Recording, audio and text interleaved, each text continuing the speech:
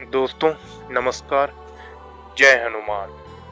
दोस्तों, जैसे कि आपने आज आज का टॉपिक देख ही लिया है, तो टॉपिक है कि झुक कर रहना है तो हनुमान जी से सीखें। ठीक है, तो वो क्या है कि वो बताते हैं कि जीवन में आपको कैसे निरअहंकारिता को अपनाकर अपने जीवन को व्यतीत करना है। तो हम उन्हीं के जीवन में घटित घटना का यहाँ पे उल्लेख करेंगे और आपको जानना है कि वो इतने बलशाली होकर भी कैसे झुक कर रहते थे, भगवान श्री राम के कदमों में रहते थे। तो आइए जानते हैं। बचपन में क्या था कि हनुमान जी बहुत ही ज्यादा नौटी थे, शैतान थे, नटखट थे। तो अब उनकी शैतानियों की वजह से उनको मतंग ऋषि ने श्राप दे दिया था कि वो अपनी शक्तियों को भूल जाएगा। तो वो यही हुआ कि वो अपनी शक्तियों को भूल गया और जब याद दिलाई जाएंगी तो शक्तियां उसकी वापस आ जाएंगी। तो फिर क्या होता है कि कहानी है जब सीता मैया को लेने के लिए जाना है और उस टाइम देखा जा रहा है कि किस बंदे को भेजा जाए जो सीता मैया को लेके आ जाए। तो फिर उस टाइम में क्या है कि जामवंत जी वहां पे होते हैं, वो हनुमान जी को शक्तियां याद दिलाते हैं और हनुमान जी को उनको भरोसा रहता है कि हनुमान ही ऐसा आदमी है जो सीता मैया को वहां से ला सकता है, उनको संदेश दे सकता है। उनको संदेशा देने के लिए जाना होता है ना, अंगूठी लेके जाना होता है राम जी को सीता मैया के पास। तो जामवंत जी कहते हैं कि हनुमान तुम ही ये कर सकते हो। तो जैसे ही उनको शक्तियां याद दिलाई जाते हैं, फिर वहां पे जैसे ही उनको शक्तियां याद दिलाई जाती हैं तो उनकी शक्तियां वापस आ जाती हैं। तो देखिए कि वो इतने बड़े ज्ञानी हैं, इतने बड़े ज्ञानी होने के बावजूद भी वो जामवंत जी से पूछते हैं कि मैं क्या करूं। ठीक है, कि मैं क्या करूं, कैसे जाऊं। तो जामवंत जी उनको शक्तियां याद दिलाते हैं कि नहीं तुम ऐसे हो, ये है वो है। तो उनकी शक्तियां याद दिलाने से वो फिर समझ जाते हैं और उसके बाद बताते हैं कि जैसे ही वो छलांग लगाते हैं वहां से, उनकी बात मान के जैसे ही छलांग लगाते हैं तो बताते हैं कि वहां की जो पर्वत रहता है वो पताल में चला जाता है। इतनी तेज से वो छलांग लगाते हैं वहां। और रास्ते में जाते जाते क्या होता है कि उनको सुरसा मिलती है, समुद्र में सुरसा मिलती है। और सुरसा एक बहुत बड़ी रहती है माता। तो सुरसा क्या है, वो बोलती है कि हनुमान जी को बोलती है कि मुझे खाना है हनुमान जी को। तो हनुमान जी कहते हैं कि इतना टाइम नहीं है हमारे पास, जल्दी खाइए, खाना है। तो अब देखिए, अब सुरसा जी क्या करती हैं कि एक योजन का मुंह कर लेती हैं। एक योजन कितना होता है? 8 मील। ठीक है, एक योजन का मुंह करती हैं सुरसा जी, तो हनुमान जी 2 योजन के हो जाते हैं। फिर सुरसा जी 2 योजन का मुंह करते हैं तो हनुमान जी 4 योजन के हो जाते हैं। फिर उसके बाद सुरसर जी जो है वो 4 योजन का मुंह करते हैं तो हनुमान जी 8 योजन के हो जाते हैं। तो ऐसे करते करते फिर क्या है कि जैसे ही सुरसा जी 64 योजन का मुंह करते हैं तो हनुमान जी बिल्कुल छोटे से हो जाते हैं और जाते हैं उनके मुंह में घुस के, फिर बाहर आ जाते हैं। फिर बोलते हैं माता अब आपकी भी इच्छा पूरी हुई, अब हमें जाने दे, हमें देरी ना करें, हमें जल्दी पहुंचना, अपने काम को पूरा करना है। तो ऐसे करके वो वहां से निकल जाते हैं। अब देखिए यहाँ पे संदेश क्या है। यहाँ पे संदेश यही है कि जब उनको ताकत दिखानी थी तो तब बड़े हुए और जब बुद्धि दिखानी थी तो छोटे हुए। तो क्या है, जीवन में यही है कि जो बुद्धिमान व्यक्ति होता है ना वो हमेशा छोटा ही रहता है और वो झुक के रहता है। तो यहाँ पे आपको सीखने वाली बात है कि थोड़ा झुक के भी रहिए। फिर आगे जाते हैं, आगे उनको सिंगनी मिलती है। सिंगनी क्या है कि वो उड़ती उड़ती परछाई को पकड़ लेती है, उनको भी वहां से हराते हुए जाते हैं। फिर आगे जब जाते हैं लंका के द्वार पे पहुंचते हैं, वहां पे लंकनी रहती है। लंकनी राक्षस है, पहरेदार रहती है।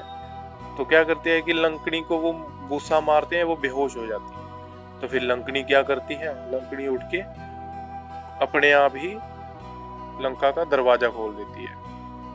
तो फिर हनुमान जी पूछते हैं कि आपने ऐसा क्यों किया। तो लंकनी बताती है कि ब्रह्मा जी ने मुझे बताया था जब रावण को वर दिया था कि जब किसी वानर के गुस्से से मूर्छित हो जाओगी तो समझ लेना कि रावण का विनाश शुरू हो गया। तो ऐसे कह के लंकनी क्या है कि हनुमान जी को आगे भेज देती है। तो ऐसे हनुमान जी अंदर चले जाते हैं, फिर दरवाजा खोल देती है वो। अब देखिए, अब जैसे ही हनुमान जी सीता मैया के पास जाते हैं तो वहां पे छुप के पत्तों के पीछे बैठ जाते हैं। तो वहां पे देखते हैं कि रावण सीता मैया को धमका रहे होते हैं कि मान जाओ तुम्हारे पास इतना समय है, मान जाओ, और अपनी तलवार को इधर उधर लहरा रहे होते हैं। हनुमान जी सब देख रहे होते हैं, सीता मैया को बोलते हैं कि हाँ मान जाओ जल्दी। उसके बाद वहां से जाते हैं, फिर हनुमान जी बाहर आते हैं सीता मैया के पास। तो सीता मैया पूछती है उनसे कि आप कौन हो। तो हनुमान जी यही बताते हैं कि मैं राम का दूत हूँ, उनकी शपथ लेके आया, बस इतना ही मेरा परिचय है। देखिए, इतना बड़ा व्यक्ति और बस इतना ही बोला है कि मैं राम का दूत हूँ, है ना। रास्ते में और कुछ नहीं बताया। रास्ते में अगर कोई और बंदा हो, बोलता मैं ये करके आ गया हूँ, मैं इसको मार के आ गया, उसको मार, कुछ नहीं बताया। बस ये बताया राम का दूत हूँ, उनकी शपथ लेकर आया, बस इतना ही परिचय बताते हैं।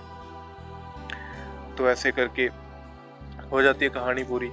तो फिर क्या होता है, सीता मैया छोटे से होते हैं हनुमान जी वहां पे। तो सीता मैया बोलती है कि जो तुम लोग हो, बोलते हैं हाँ मैया, हम आपको बचा के ले जाएंगे, राम जी हैं, हम आएंगे, वो भी आएंगे। तो सीता मैया को शक हो जाता है, शंका हो जाती है कि ये इतनी छोटे से आदमी इतनी छोटी सी फौज कैसे करेगी। तो वो पूछती है कि और कितने आदमी हैं, वो भी ऐसे हैं। तो हनुमान जी बोलते हैं हाँ, वो बाकी और तो मेरे से भी छोटे हैं। तो सीता मैया बोलते हैं नहीं। तो उसके बाद क्या करते हैं, फिर हनुमान जी उनकी शंका दूर करने के लिए अपना जो है विराट रूप जो है, विराट रूप में आ जाते हैं। तो फिर क्या करते हैं, उनकी शंका को दूर करते हैं। तो सीता मैया फिर कहती है कि नहीं नहीं, आप जैसे हो वैसे ही आ जाओ। तो देखिए यहाँ पे क्या संदेश है, यहाँ पे संदेश है कि जब उनको उनका शक दूर करना है, शंका दूर करनी है, तो तब बड़े हुए हैं, डर दूर किया है उनका। हम लोग क्या है कि बड़े हो जाते हैं डराने के लिए, लेकिन यहाँ पे क्या है कि डर को दूर भगाने के लिए बड़े हो। तो ये बहुत बड़ी चीज है, ये भी सीखने वाली बात है। तो इनसे हमें सीखना है ये सारी चीजें। तो उसके बाद क्या करते हैं, मैया जी से इतना वार्तालाप होने के बाद फिर हनुमान जी कहते हैं कि मैया जी भूख लगी है, कुछ खा लिया जाए। तो सीता मैया बोलती है हाँ जी खा लो। तो उसके बाद हनुमान जी लगते हैं, पूरा जो बगीचा है फल फ्रूट सब खा भी लेते हैं, और जो भी है पेड़ पौधे सब उखाड़ भी देते हैं। तो जो भी आगे आता है उसको मारते जाते हैं। तो बहुत तबाही वहां पे मचाते हैं। तो उधर से क्या होता है, फिर रावण की जो सेना है पकड़ के ले जाते हैं उनको बंदी बना करके। तो होता क्या है कि वहां पे उनको बंदी बना के बांध के ले जाते हैं। फिर अंदर जाने के बाद क्या, रावण जी के साथ वार्तालाप होता है। तो रावण जी ने क्या कहते हैं कि मौत को उनके पास खड़े कर देते हैं। तो हनुमान जी को कहते हैं कि वानर तुम्हें डर नहीं लगता, ये वो। तो हनुमान जी कहते हैं कि हाँ मौत खड़ी तो मेरे पास है। जब रावण जी कहते हैं ना देख तेरे पास मौत खड़ी है, तो हनुमान जी कहते हैं हाँ मौत तो मेरे पास खड़ी है, लेकिन देख आपको रही है। तो ऐसे वार्तालाप होती है। तो रावण जी बहुत ज्यादा गुस्सा हो जाते हैं और बोलते हैं कि अभी मार दिया जाएगा ये ऐसे ऐसे, लेकिन नहीं।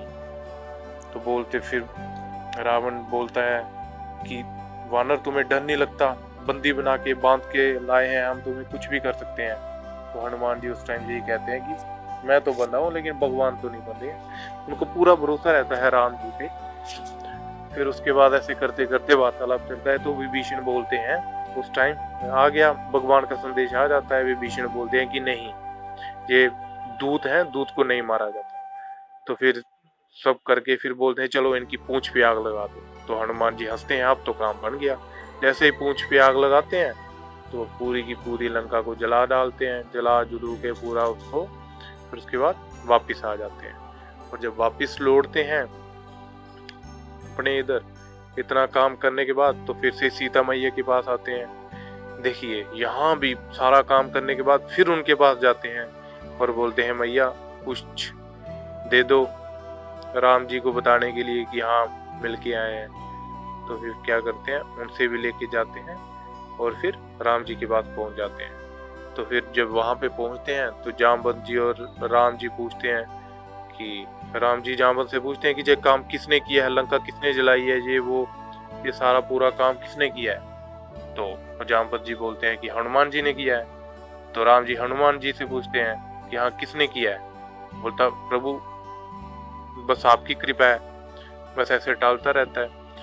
तो राम जी पूरे सनक जाते हैं कि यार ये काम तूने नहीं किया तो किसने किया है, मैंने किया है। बोलता हाँ भगवान मैं भी तो यही बोल रहा हूँ कि आप ही ने किया है। तो ये देखिए यहाँ पे बहुत सीखने वाली बात है कि वो काम करने के बाद भी यही बोल रहे हैं कि मैंने नहीं किया है, आप ही ने किया है, जो किया आपने किया है। तो निरअहंकारिता है। तो अपने जीवन में कभी घमंड को आने मत दीजिए, अहंकार को दूरी रखिए, ये बहुत ही अच्छी बात है। उम्मीद है दोस्तों आपको ये कहानी, छोटी सी कहानी जो ली थी हमने, ये अच्छी लगी होगी। आगे आने वाली वीडियोस में और भी अच्छी अच्छी कहानियां डालेंगे। धन्यवाद।